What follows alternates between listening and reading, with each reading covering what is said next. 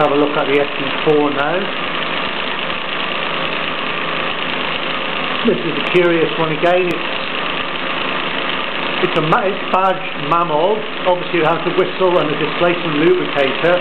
However, for some strange reason it has the darker base and the darker green engine frame, which were supposedly just reserved or to differentiate the Hobbies models from the Mamod ones, which used a lighter green and a lighter red base. However, like everything else prior to the war, I think it was very much a case of mix and match. It's a difficult period to try and decide exactly what happened, how things were put together, but I think it was a case of whatever was available, get it out the door and stick a badge on it, so it became a Hobbies SE4 or a Mamod SE4. The original Hobbies SE4 of 1936 has no whistle and no displacement lubricator. However, when the SE4 from Mamod came in 1937, when Jeffrey Malin established the name and the company, so to speak,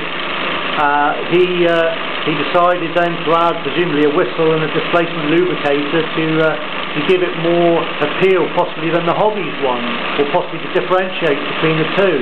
But as things went on, obviously both engines were almost identical really, bar the logo or the decal that was applied to them, and that was the same case for the coloured bases or the coloured engine frames.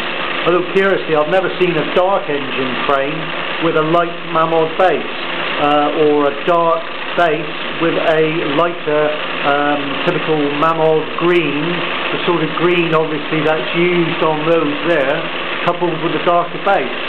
There might have been combinations, but you know, who knows. But it's nice to speculate and wonder what might have happened at a particular period in time.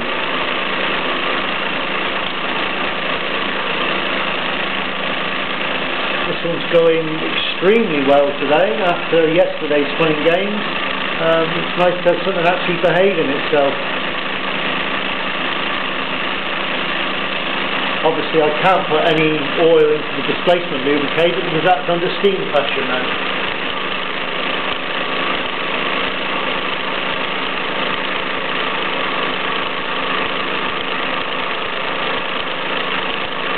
So we'll just pan the camera around and we'll see who's doing extremely well.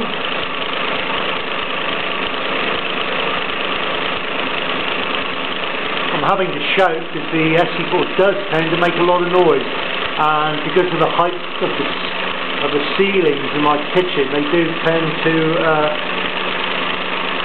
it does tend to echo. If I undo the camera, mate, excuse the jerking around, if I turn up where my ceiling is extremely high, it's a good 10 feet the ceiling on here.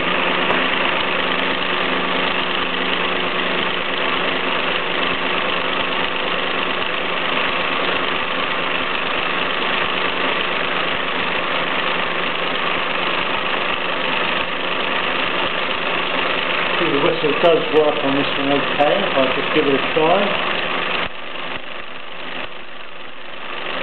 See? You do tend to throw out a lot of oil and water and emulsion from the pistons on this one, but I think because they throw out so much, it's what in many respects has preserved the bases and the firebox from rust. So there you have it, a 1937 to 1939 Mamod SE4.